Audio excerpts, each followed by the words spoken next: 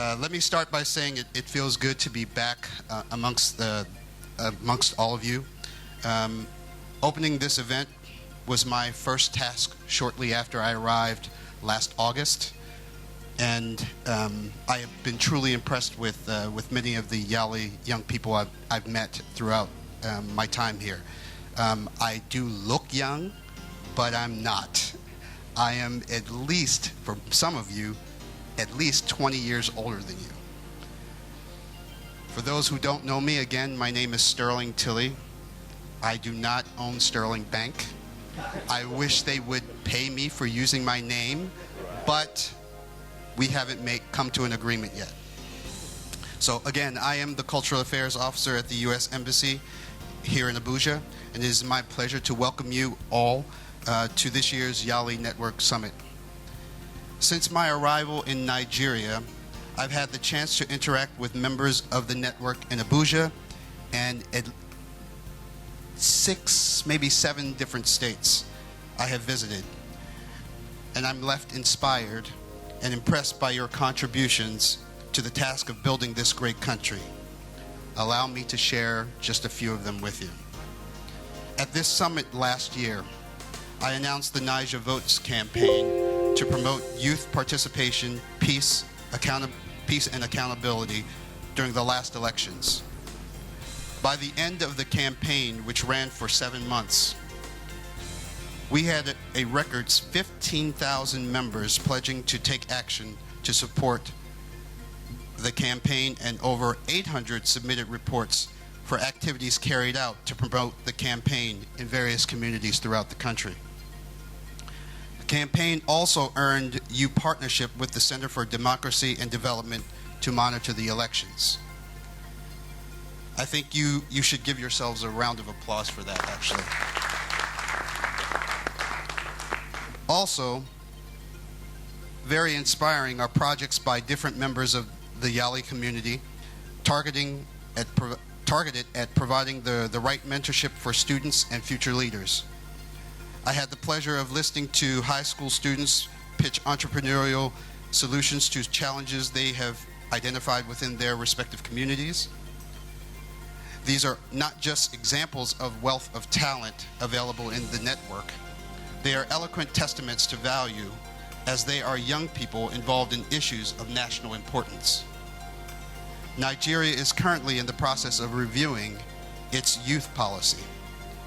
And as a result of some of those actions, the age range defining the Nigerian youth recently got revised to between the ages of 18 and 30. This is a first step action. May not seem like it amounts to much in the present, but I think it is an indicator of the focus of the government may have going forward. Therefore, I urge you to take advantage of this summit to build your personal and collective capacities and position the YALI network as a willing partner in progress in the task of nation building. The U.S. Embassy is proud of the good work you do and would always explore ways of supporting and amplifying the voice of the YALI network.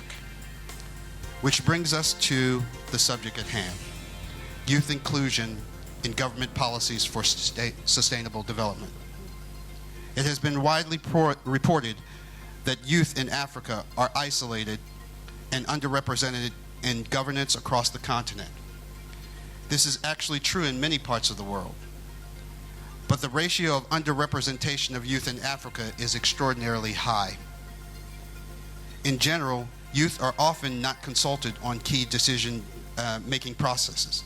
However, in many cases, the younger generation is more knowledgeable and prepared to address the major concerns than those within the established leadership. As you know, Africa has the youngest population in the world, but this young majority is not being represented in government, is not lobbying governments to address their concerns, and acting as if they are the minority. This fundamental disconnect between policymakers and youth magnifies problems and intensifies insecurity. In Nigeria, youth are the most important human capital of the economy, but is woefully underutilized. The Nigerian government must wake up to address the brain drain issues that exist and deal with the other concerns that are critical for your future economic prosperity. At this moment, there are approximately 200 million people living in Nigeria. By 2036, the population is estimated to exceed 300 million, and by 2050, the population will exceed double of your current population. That statistic does not bode well for Nigeria's future if the economy does not meet the needs of its people. Your job is to make sure that the voice and expectations of the youth are included in policy-making decisions today. Do not blow this opportunity. Before I leave this podium, there are 5 things I want you to consider while you're participating in this conference. Number 1, measure your results from the previous year. Number 2, adjust your planning to achieve your goals for this year as necessary. Number 3, probably the most important, communicate, communicate, communicate. Communicate on the strategy, communicate on planning, and communicate on implementation. Number 4, work with your YALI colleagues in states that are still building and strengthening their network. They need your help. Whether it's a group in Sokoto or a group in Cross River, you have to help them because they need your help. Number 5, establish a role in governance of your country. The election is over, but your work is not yet done. I'd like to thank other co-sponsors, partners, guest speakers, and volunteers that are supporting this summit in various capacities. And in true Nigerian style, I'm going to try this. 3 ubosas. Ready?